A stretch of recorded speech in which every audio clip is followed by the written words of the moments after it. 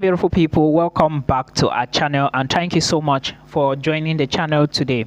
So today's video we will be talking about how you can study in this European country, and I will be taking you to the Baltic region today.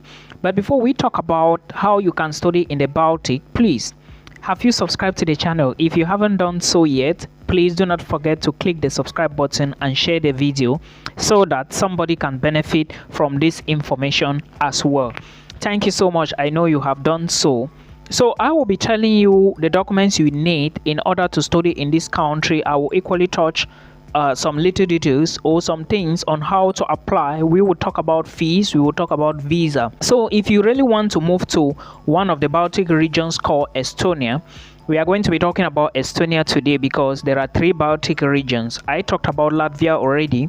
Then there are a lot of videos about Lithuania. So today we are going to be talking about Estonia, how you can immigrate to Estonia. If you are looking for schools to apply, please remember this is the time you have to do the application, because most schools in Estonia are actually open now and the deadline is usually around 1st of May.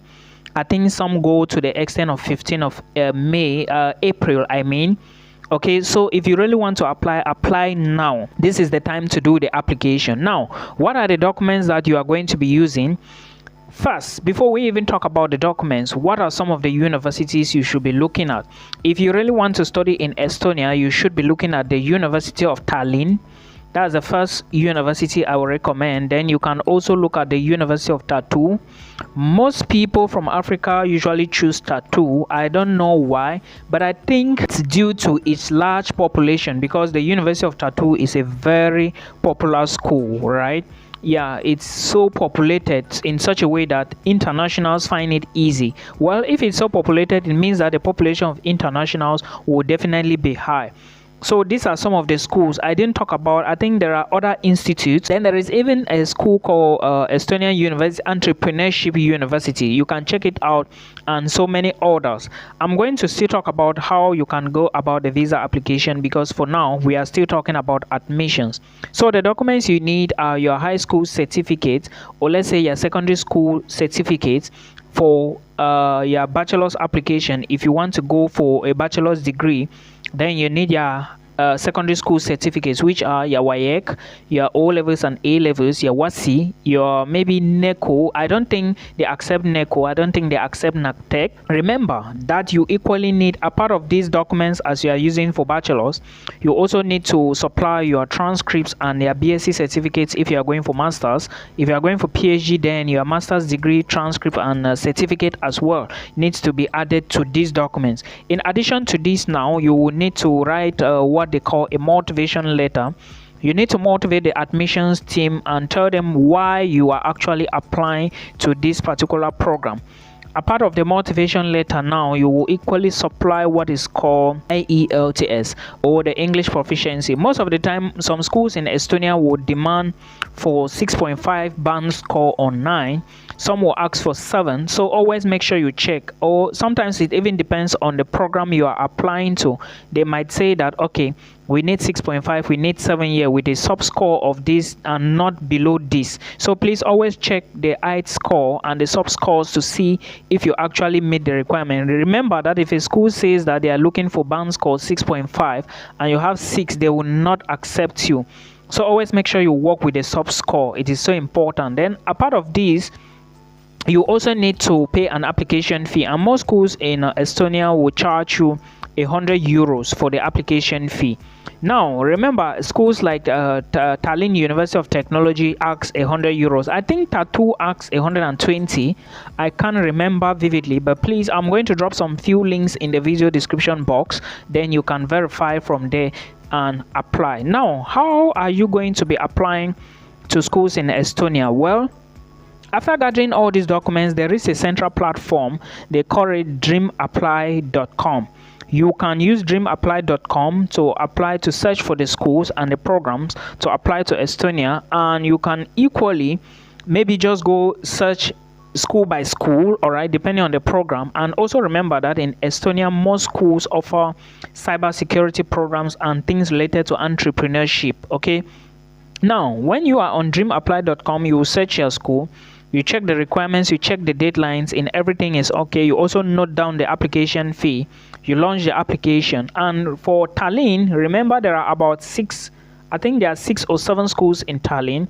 Then in Tartu there are about 3 to 4 schools. I think University of Tartu and some other institute, there are 3, I think 4, yeah, in Tartu. So you should check them. And the reason why, like I told you, more programs are available at the University of Tartu or the University of Tallin. So you can check these two. These are the 2 popular schools in Estonia. Then when you submit your application, it's going to take some time. If there is a program, I think some programs will ask you to come from online interview, while some will ask you to write a test, a small exam like an entrance test or maybe entrance exam. After doing this, the school is going to take some time. If you are admitted, then boom, this is time for you to start your visa process. Now, how much is usually the tuition fee for most programs in Estonia? Well, tuition start from like 3,000, I think 3,000, 3,600, 3,800. I don't know if there are programs below 3,800, but I've seen a majority of the programs cost 3,800 to like 6,000. Some even go to 7,500. So it depends on the program. Always go for what you can afford. It's so important, because you shouldn't go and take a program that costs maybe 7,500, whereas you cannot sponsor yourself. No, it doesn't sit well. Then after this, you can now go to the residence permit part. Remember, you are going to be applying for a visa, and the visa you are going to be applying for, it is valid for 3 months. You are going to be applying for this visa in Egypt, and alongside during the visa application, you will also be doing residence permit application, which is a card that you are going to get when you arrive in Estonia. So first of all, I think they will take money for the 2, but when you arrive Estonia, you can just go to a local office and get your residence card. But remember, it's from Egypt. Now the problem is, why are so many Schengen countries saying they are interconnected and you can move between them, but their visa process is not linked? Like, why is Estonia saying Africans should be going to Egypt to collect a visa? Some people usually go to India, but I don't think India works anymore. I'm not sure, but I know a lot of people, majority or many people, went through Egypt, and some are still going through Egypt. So to me, most of the embassies could just collect or come together and say, okay, Estonia, people from this country can go to this place to get the Estonian study visa, as simple as ABC. But again, it is issues of diplomatic missions. We cannot decide on that. So note that you have to book an appointment if you must go for the visa interview. Then, and also remember, on the interview day, you will be asked some few questions, and most of these questions will relate on Estonia. You may be asked what you want to study, the name of your school, the program, maybe the name of the rector of your school, what's the capital of Estonia, or maybe the big people in Estonia, maybe like the president, what's his name. So most of these things you need to know them, because if they notice that you do not know the country very well, it is going to be a big problem for you. So please try to put all of these things into consideration. It's so important. Now remember, during the visa application, you need proof of funds as well. How much do you need? Well, you just need to have enough money to pay your tuition for 1 year and living costs for 1 year. And I think that between 9,000, 8,000, 9,000, 10,000 euros is enough. That should be around 5 million CFA francs, or maybe 6 million Nigerian naira. But just know that if you have between 8 to, let's just say 9,000 euros or to 10,000 euros, you are good to go. It's so important to have more money and not less, because if you have less, it is going to be a problem. They cannot grant you the visa if you do not show that you have enough proof of funds. I hope you understand. So that is what you need. Then there is no HND. You cannot use HND to apply for a master's degree in Estonia. To me, I will even advise you that if you have a bachelor's degree already, except that it is a first class bachelor's, or maybe a first class, second class upper, please, if it's anything below second class upper, I will advise you to do another application. Like, you should go again. If you already have a bachelor's, go again for another bachelor's. All right, and make sure the fields correspond. If you studied business administration before, apply for business, something related to business administration again. Don't study history and you want to go do physics. It doesn't work that way. Then proof of funds, like I explained already, should be between that range. Then you cannot move with family. So if you have been thinking that you may move with family, or can you move with family, it's not possible. Also know that HND cannot apply to Estonia. And of course, there are jobs in Estonia if you go as an international student. I think is it 20 hours per week?